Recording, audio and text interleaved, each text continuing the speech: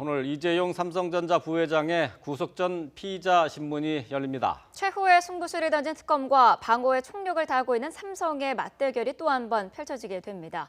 취재기자실에서 자세한 내용 알아보겠습니다. 한현희 기자. 네, 서울 대치동 특검 사무실입니다. 네, 자 이재용 부회장 이번에도 특검에 들렀다가 법원으로 이동하게 되는 거죠? 네, 특검이 구속영장을 청구한 피의자들은 대부분 이 특검 사무실에 먼저 들러서 수사관들과 함께 법원으로 이동하고 있습니다. 지난달 첫 영장실질심사 때 이 부회장도 특검 사무실에 들러서 카메라 세례를 받은 뒤 법원으로 이동했는데요. 오늘도 마찬가지입니다. 잠시 뒤인 9시 20분쯤 특검 사무실에 도착할 것으로 보이는데요. 삼성 관계자들은 일찌감치 특검 사무실에 와서 분위기를 살피고 있고요. 취재진 100여 명도 이 부회장이 나오길 기다리고 있습니다. 만약의 사태를 대비해서 경찰도 배치됐는데요. 150여 명이 나와서 아예 길 한쪽을 폴리스 라인으로 막아놓고 대비하고 있습니다. 오늘은 삼성에서 최순실 지원 업무를 담당했던 박상진 사장에 대한 심사도 함께 진행되는데요. 박 사장 역시 특검에 들렀다가 법원으로 이동할 예정이고요. 구속 전 피의자 신문은 대체로 법원 도착 순서대로 진행되기 때문에 누가 먼저 법원으로 떠날지도 관심사입니다.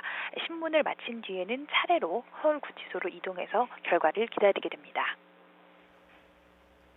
네, 이번에 영장에 적용이 된 혐의가 늘어났다고 하는데요. 이번에 어떤 혐의가 적용이 된 건지 다시 한번 정리를 해주시죠. 네, 특검이 이 부회장에게 적용한 혐의는 모두 5가지입니다. 가장 핵심 혐의인 뇌물 공여와 횡령, 위증 혐의는 지난번에도 적용했던 혐의고요. 3주 동안의 보강 수사를 통해서 재산 국외 도피와 범죄 수익 은닉 혐의를 추가했습니다. 삼성이 최 씨 지원을 위해서 독일에 거액을 송금하면서 당국에 신고하지 않은 것이 재산 국외 도피에 해당하고, 또 국정농단 사태가 불거진 이후 기존 말을 처분하는 것처럼 허위 계약서를 작성하는 방식으로 최 씨 측의 다른 말을 우회로 지원해 준 것이 범죄 수익 은닉에 해당한다는 건데요.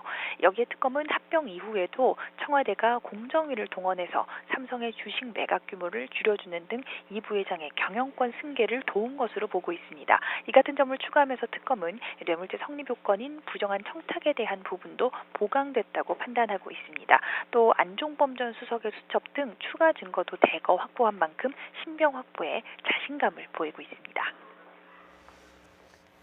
네, 삼성에서는 여전히 대가성이 없었다 이런 취지로 혐의를 부인하고 있는 상황이죠. 네, 그렇습니다.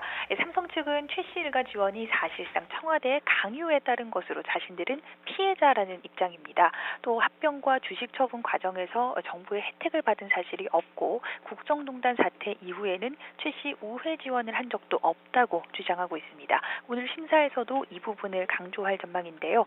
특검 역시 이 부회장의 구속 여부에 사실상 뇌물수사의 성패가 달렸다고도 할 수 있어서 전력을 다하고 있습니다. 오늘 영장심사에서도 치열한 법리 공방이 벌어질 것으로 예상되는데요. 보강 수사를 통해 혐의가 늘어난 데다가 박 사장에 대한 결정도 함께 내려야 하는 만큼 지난번보다 결과가 더 늦게 나올 가능성도 있습니다. 지난달에는 구속 전 피의자 신문 다음 날인 19일 새벽 4시 50분쯤 결과가 나왔는데요. 이번에도 자정을 훌쩍 넘겨서 구속 여부가 결정될 것으로 전망됩니다. 지금까지 서울 대치동 특검 사무실에서 YTN 한현입니다.